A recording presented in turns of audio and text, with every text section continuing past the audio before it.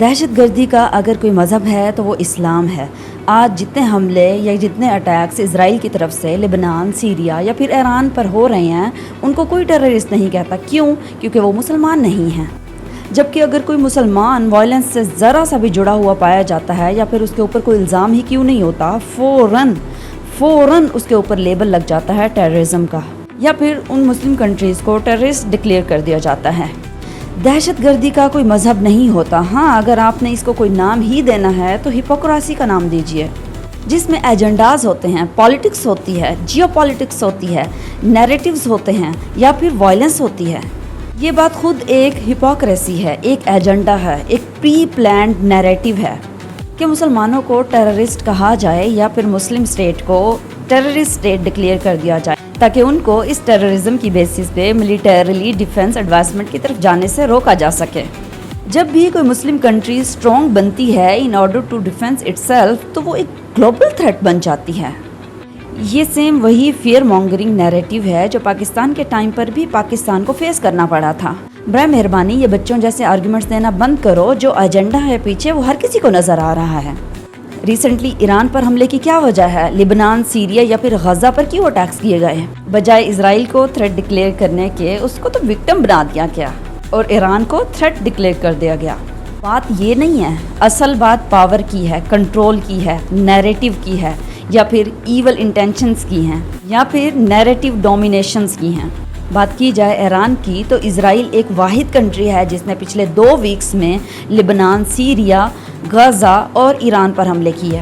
Recently اسرائیل نے ایران پر ایک massive year strike launch کیا ہے۔ رپورٹڈلی مور دین 200 فائٹر جیٹس اور ڈرونز کو یوز کیا گیا ان اٹیکس میں، اور یہ اٹیکس اب تک بھی جاری ہیں۔ اسرائیل نے اس آپریشن کا نام رائزنگ لائن رکھا اور اس نام میں بھی ایک عجیب قسم کی کنٹروورسی ہے۔ اس میسیو اٹیکس میں اسرائیل نے ایران کے پولیٹیکل لیڈرشپ کو مار دیا اور ملیٹریلی لیڈرشپ کو مار دیا گیا، ایئر اسپیس ہیڈ کو مار دیا گیا، news and T V channels کو تباہ کر دیا گیا، نیوکلیر سائنٹسٹ کو مار دیا گیا، یعنی ان سب لوگوں کو مار دیا گیا جو ایران کے نیشنل ڈیفنس اور ٹیکنالوجیکل ایڈوانسمنٹ کا سینٹر تھے۔ اسرائیلی پرائم منسٹر نیتنیاہو کا کہنا تھا کہ یہ آپریشن رائزنگ لائن اس لیے بھی ضروری تھا کیونکہ Iran is building a nuclear bomb and Iran is too close to nuclear bombing and so on.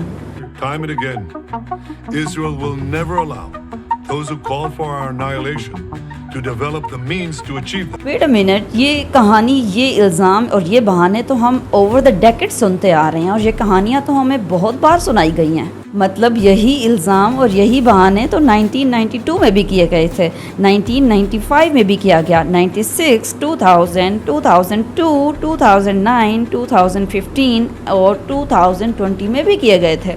Mossad and زائنسٹ forces, please you should have to come up with a better narrative now۔ ہاں، اسرائیل کے پاس nuclear weapon ہے، انہوں نے کبھی بھی NPT کو sign نہیں کیا، ایک ایسی ٹریٹی جو کہ نیوکلیر ویپن کو سپریڈ کرنے سے پریونٹ کرتی ہے۔ اسرائیل کے پاس 100 وار ہیڈز ہیں، کسی نے آج تک سوال نہیں کیا۔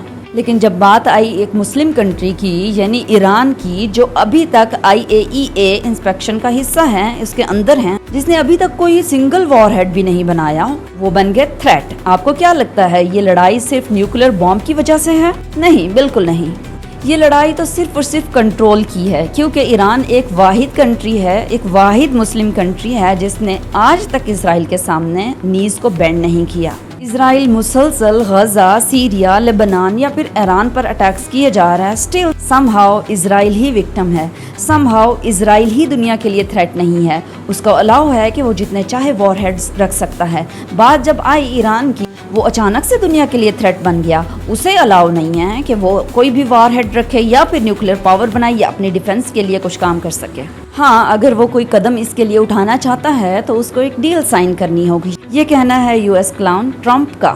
بات کی جائے اگر ڈیل کی تو اپریل 2025 میں ہی امریکہ اور ایران کے درمیان ٹیبل پر ڈیل ہوئی تھی، لیکن یہ ہر ٹائم یہ ڈیل کینسل کیوں ہو جاتی ہے؟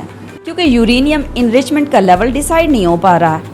ڈیل سے مراد یہ ہے کہ ایران کبھی بھی نیوکلیر پاور نہیں بن سکتا سوائے، یعنی ایران کے پاس کچھ بچے گا نہیں سوائے ایرانین امپائر کہلانے کے۔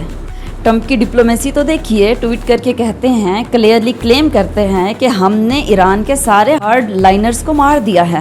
ابھی بھی وقت ہے کہ ایران ٹیبل پہ آ جائے اور نیوکلیئر ڈیل سائن کر دے۔ ساتھ میں ان کا یہ بھی کہنا ہے کہ ملٹریلی کنوینڈ اٹیکس جو کہ اسرائیل کی طرف سے ہوئے ہیں ان میں ان کا کوئی حصہ نہیں ہے۔ This is the most dubious form of diplomacy, جس میں ایک طرف تو یہ کہا گیا کہ اسرائیل نے جتنے بھی اٹیکس کیے حماس کی لیڈرشپ کو مارا اور حزب اللہ کی پولیٹیکل لیڈرشپ کو مار دیا اور ایران کی پولیٹیکل لیڈرشپ کو مار دیا اور اس کو آن بھی کر رہے ہیں، ساتھ میں یہ بھی کہہ رہے ہیں کہ ہم اس کا حصہ نہیں ہیں، کم ٹو دا ٹیبل، یعنی ہپوکریسی کی انتہا۔ یہ کہنا بالکل بھی غلط نہیں ہوگا۔ US is a pretty much part of everything that is happening in the Middle East, Syria, Lebanon اور Gaza, now on Iran۔ Last time بھی ایران کو نیوکلیئر ڈیل کی طرف پل کرنے والے ٹرمپ ہی تھے فور فرنٹ پہ۔ ایران پر اتنا بڑا اٹیک ہوا، یہ سارا کچھ ایران کے اندر سے ہی ہوا، یعنی ایران کے اندر سے ہی انفارمیشن اور سپورٹ لی گئی۔ ہاں فی الحال رجیم تو چینج نہ ہو، لیکن پولیٹیکل سیٹ اپ کو مکمل طور پر چینج کرنے کی کوشش کی جا رہی ہے، اور یہی کوشش سیریا اور لبنان میں چینجنگز لانے کی گئی اور چینجنگز لائی بھی گئی۔ اگر ہم گہری نظر سے دیکھیں تو یہ ایک پلے بک تھی جو کہ اسرائیل کی طرف سے غزہ میں تو ٹیسٹ کی گئی، لیکن سیریا اور ایران میں پراپرلی اس کو فالو کیا جا رہا ہے۔ یعنی پلے بک سے مراد نمبر 1 کہ پوری اسٹیٹ کو یا پھر پوری پاپولیشن کو ایک تھریٹ ڈکلیئر کر دو، نمبر 2 میڈیا یا پھر ڈپلومیٹک ٹائز کو استعمال کرتے ہوئے اپنے وائلنس کو جسٹیفائی کرنا، number 3 flatten them physically, politically and culturally. یہ صرف اور صرف غزہ کے لیے نہیں تھا، Iran is the next chapter, اور یہ پلے بک آپ کو ہر جگہ فالو ہوتی ہوئی نظر آئے گی۔ مثال کے طور پہ ریسنٹلی انڈیا نے پاکستان پر اسی پلے بک کو فالو کرتے ہوئے پاکستان کے اوپر سٹنٹ کیا۔ ساتھ میں یہ بات کلیئر کر لیں کہ یہ ایشو نیوکلیئر سیفٹی کا نہیں ہے، بلکہ یہ پاور اور کنٹرول کا ہے، یعنی اب اسرائیل اور US ڈیسائیڈ کریں گے کہ کون سے ملک کو کتنی کنٹرول اور کتنی پاور دینی ہے۔ اتنا کچھ دنیا میں ہو رہا ہے، آپ کیا کر رہے ہیں؟ Let me know in the comment section, I would love to know it. کتنے لوگ اب ایسے ہوں گے کہ وہ یہ سوچتے ہوں گے، جن کا یہ سوال ہوگا کہ ہم ان حالات میں یا ان سچویشن میں کیا کر سکتے ہیں۔ 3 چیزیں امپورٹنٹ ہیں جو کہ آپ کر سکتے ہیں، مزید بھی اس میں اپنی طرف سے ایڈ کر سکتے ہیں۔ نمبر 1 پولیٹیکل اویئرنیس کو کریٹ کریں، فورن پالیسیز پر، فورن ٹری پر یا پھر مسلم امہ کو ہر فورم پر ڈسکس کیجئے، بات کیجئے۔